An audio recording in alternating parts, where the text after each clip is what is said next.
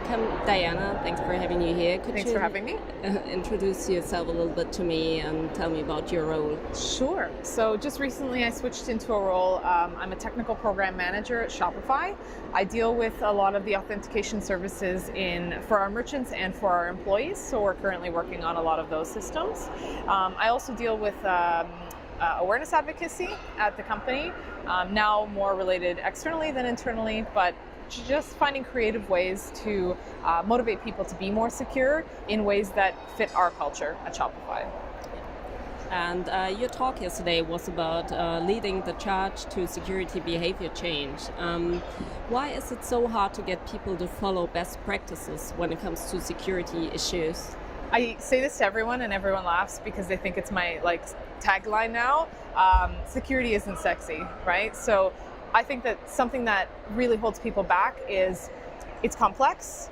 There's nothing out there that's going to really give you a great checklist, a great feeling of understanding if you do these things, you will become more secure. And I think every company is working separately to try to do as best as they can. So because the message is muddled, I think a lot of people don't really understand the impact they can have.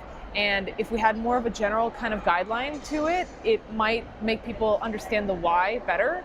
And I think a great example is considering multi-factor authentication is called two-factor, is called two-step, is called whatever by every single company. It confuses people. And I think that confusion leads to, well, I'm going to take the easiest path. So that's probably the biggest problem.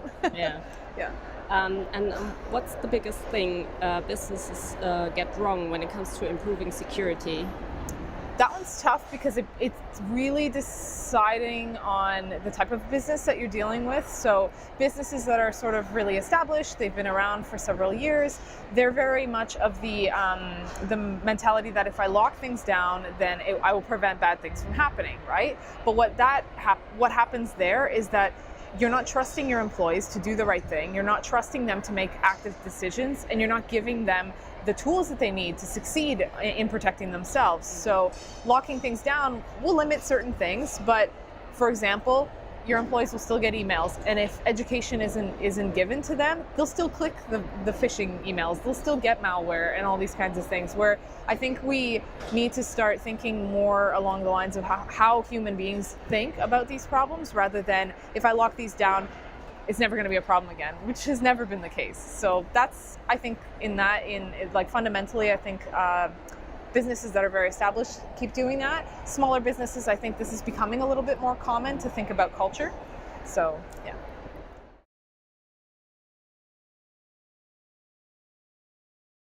The best advice I can give is sort of this idea of failure should be part of the growth opportunity, and joining tech should not be this scary kind of beast that you can't conquer. I think it's a confidence thing. We've heard it in this conference constantly that women are very not confident about their skills, the level of their skills. The biggest impact I think you could have is really starting to get more aware of how much confidence you should have in yourself, and just to throw yourself into situations. Yeah.